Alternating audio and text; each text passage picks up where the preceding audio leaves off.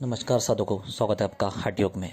इस वीडियो में मैं आपको बताने वाला हूं कि मूर्छा प्राणायाम, ब्राह्मरी प्राणायाम और प्लावनी प्राणायाम, ये तीन ऐसे महत्व के प्राणायाम हैं जिससे एक साधक योग में सिद्धियों को प्राप्त करते हुआ, निरोगता, आरोग्यता प्राप्त करते हुआ स्वतः आत्म साक्षात्कार करके ब्रह्म को प्राप्त कर सकता है। तो चलिए शुरू करते हैं। पहले ब्राह्मरी, पद्मासन या सिद्धासन लगाकर बैठे और पूरक व रेचक दोनों रंध्रों से जल्दी जल्दी इस तरह का शब्द करते हुए करना चाहिए जैसे शहद की मक्खियाँ करती है, जैसे कि ब्रह्मर करता है। पूरक व रेचक तब तक करना चाहिए जब तक शरीर से पसीना ना निकलने लगे। अंत में दोनों नासारंध्रों से एक खूब गहरी सांस लेकर उसे यथाशक्ति रोकें और अंत में धीरे धीरे नासारंध्रों से रेचक कर दें। यह लोम विलोम की तरह भी किया जा सकता है, यानी कि अनुलोम विलोम। भेद केवल इतना है कि बाई नासिका से पूरक करते समय ब्राह्मरी जैसा नाद स्वर में उत्पन्न करे। यह सबसे महत्व का है, ठीक है, ध्यान दे, इसे बिल्कुल भी ना भूले।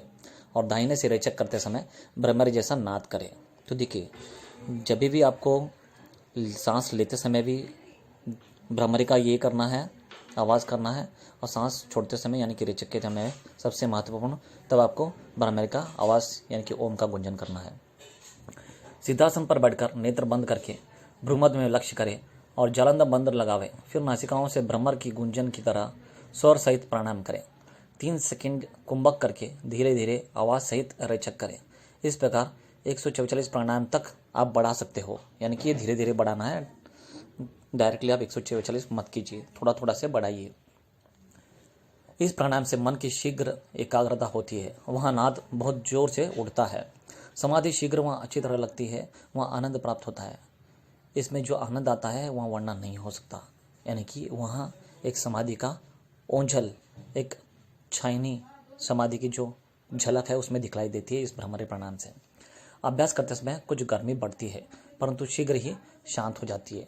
तो देखिए, कोई भी डरे मत कि ब्रह्मरी प्राणायाम करने बाद आपकी गर्मी बढ़ रही है या आपके हार्ट बीट्स बढ़ रहे हैं, ऐसा कुछ नहीं होगा। थोड़ा टाइम के लिए ऐसा होगा, बाद में फिर से शांत हो जाएगा तुरंत ही। तो इस पर ज़्यादा आप ध्यान ना देते हुए ब्राह्मर जो गूंजन है, ओम का जो गूंज होता है, ओम, ऐसे ये गुंजन को आपको ज़्यादा से ज़्यादा बढ़ाना है और शांत होना है उतना ही देर, ठीक है। अब यह है मूर्छा प्राणायाम। इसको षणमुखी मुद्रा भी कहते हैं, जो योग में बहुत ही रहस्यमय और गुप्त विद्या है। यह प्राणायाम 5 भूतों के 5 रंग है, यानी कि पृथ्वी, जल, अग्नि, वायु, आकाश। पृथ्वी का पीला, जल का सफ़ेद, तेज का लाल, वायु का हरा और आकाश का नीला, उसको जानने के लिए ऐसा बताया गया है। पद्मासन आदि से बैठकर पूरक करे, यानी कि सांस को अंदर ले, वहाँ जलंधर बंद लगावे और श्वास उस वक्त तक रोके रहे जब तक कि बेहोशी ना मालूम हो, यानी कि इतना देर आपको नहीं रोकना है। यहाँ पर बताया गया है कि जितना आप सहन कर सकते हो उतना देर आप रोकें। बेहोशी मालूम होने पर धीरे धीरे रेचक कर दें। इसी कारण इसका नाम मूर्छा पड़ा है, यानी कि पूरा जितना आप झेल सकते हो उतना आप झेल कर इसको आप फिर बाद में रेचक यानी सांस को बाहर छोड़ना, ठीक है। यह क्रिया विशेष प्रकार के साधक के लिए है, हर एक के लिए नहीं। तो देखिए, यहाँ पर यह भी बताया गया है जिनका हृदय कमज़ोर है, जो हृदय के कुछ विकार है, जो कुछ डिजीज़ है, वो लोग ये प्राणायाम बिल्कुल भी ना करें, क्योंकि इसमें थोड़ा सा हट से करना है आपको। ये हठ योग का एक प्राणायाम सबसे महत्वपूर्ण प्राणायाम माना गया है। तो इसलिए जो आरोग्यता से है, जो स्ट्रांग है, जो यंग है, बस वही इसे प्रयत्न करे और थोड़ा थोड़ा करते जाए, ज़्यादा देर तक ना करे। दोनों हाथों के अंगूठे दोनों कानों में, दोनों तर्जनी, दोनों आंखों पर, दोनों मध्यमा नासिकाओं पर और अनामिका व कनिष्ठिकाओं को मुंह पर रखे, ठीक है। मूल बंद व जलंधर बंद को आरंभ से अंत तक स्थिर रखकर, देखिए, मूल बंद, जलंधर बंद, उड़ियम बंद, ये बहुत महत्वपूर्ण है। ये सभी मैंने अलग अलग वीडियो डाला है, आप जाकर वहाँ पर वीडियो चेक कर लिए, अच्छे से समझिए, तो ये आपको सभी वीडियो समझ में आएंगे, ठीक है। रखकर बाई नासिका से पूरक व यथाशक्ति कुंभक करके दाहिने नासिका से धीरे धीरे रेचक करे, यानी कि सांस को बाहर छोड़े। ब्रह्मरी प्राणायाम का अभ्यास पूरा होने पर सिद्धासन से बैठकर दोनों नासाग्रंथ से पूरक यानी कि अंदर लेके जलंधर बंद लगावे। पश्चात कान, नेत्र, दोनों नासिकाओं और मुंह पर क्रमश तर्जनी, मध्यमा, अनामिका व कनिष्ठिका को रखकर 6 सेकंड कुंभक करे। देखिए, 6 सेकंड यहाँ पर कुंभक बताया गया है, केवल 6 सेकंड। आप पहले 2 सेकंड से, फिर 3 सेकंड, फिर 4 सेकंड, फिर 6 सेकंड, फिर थोड़ा थोड़ा करके आप बढ़ा भी सकते हो उसे। आपको जैसा जैसा सहन होगा, अच्छा लगेगा, सहजता से होगा, यानी कि सहजता से करना, हट से नहीं करना है, तो आपके लिए हानिकारक नहीं होगा और आपके लिए फ़ायदेमंद होगा यह प्राणायाम।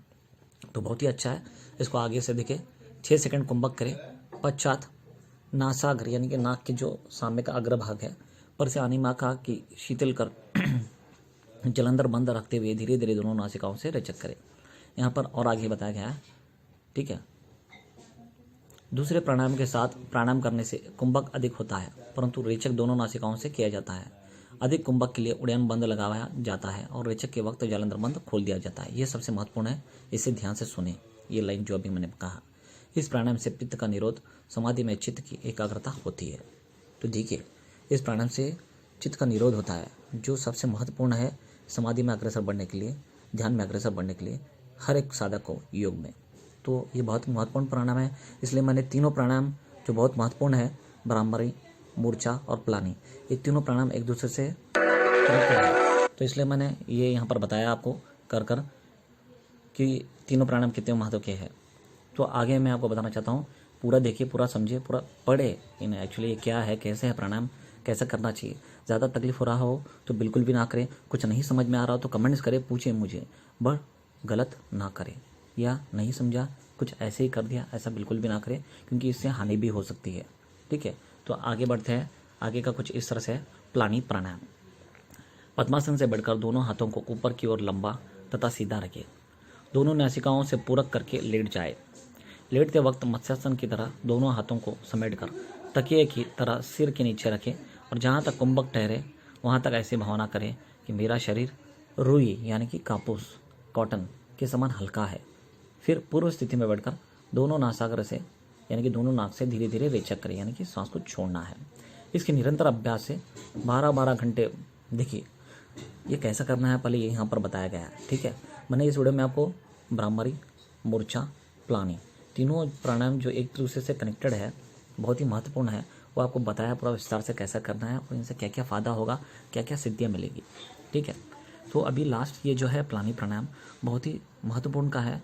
इस पर मैंने अलग से एक वीडियो भी डाला है, आप जाकर वहाँ पर वो भी देख सकते हो, पर यहाँ पर भी मैंने कुछ बताने की कोशिश की है, पहले वो समझ लीजिए। अगर से नहीं समझ रहा हो तो इसका अलग सा वीडियो है प्लानी प्राणायाम पर, आप वो जाकर पूरा देख सकते हैं और समझ सकते हैं। ठीक है, तो इसमें बताया गया है कि प्लानी प्राणायाम कैसा करना है पहले, फिर इसके निरंतर अभ्यास से क्या क्या आपको स्थिति प्राप्त होगी या क्या क्या आपका फ़ायदा होगा, आपका निरोगता, आरोग्यता क्या क्या आएगी। 12-12 इसके निरंतर अभ्यास से साधक को योग में, यानी कि जो ये कर रहा है 12-12 घंटे नहीं बल्कि और भी समय तक जल पर तैरने, वहाँ चलने की शक्ति आ जाती है। तो देखिए, जल पर तैरने और चलने की शक्ति आ जाती है, इसको 12-12 घंटे या उससे ज़्यादा सिद्ध करने के बाद बिना भोजन किए साधक केवल वायुपान करके कई दिन तक रह सकता है। तो देखिए, पहले बहुत सारे जो ऋषि मुनि थे वो साधना करते थे बहुत सालों तक बिना खाए पिए, तो कैसा करते थे, वो ऐसे प्राणायाम को सिद्ध करके कर सकते थे। साधक वायु को पानी की तरह धीरे धीरे पीता है, जिससे पेट फुल यानी कि कुछ फूला सा होने लगता है और बजाने से वायु का शब्द होता है। धीरे धीरे इसका अभ्यास किया जाता है। धीरे धीरे डकार या उड़ियन बंद द्वारा सब वायु बाहर निकाली जाती है। इसके लिए साधक में कौशल की आवश्यकता है।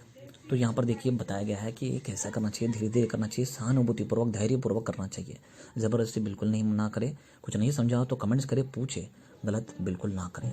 बहुत महत्वपूर्ण का है, ये तीनों प्राणायाम एक दूसरे से मिले हुए हैं, जिनसे एक साधक आसानी से ध्यान, धारणा, समाधि को प्राप्त कर सकता है और सिद्धियों को प्राप्त करते हुए आरोग्यता, निरोगता प्राप्त कर सकता है। बस इतना ही था। पसंद आया तो लाइक करें, शेयर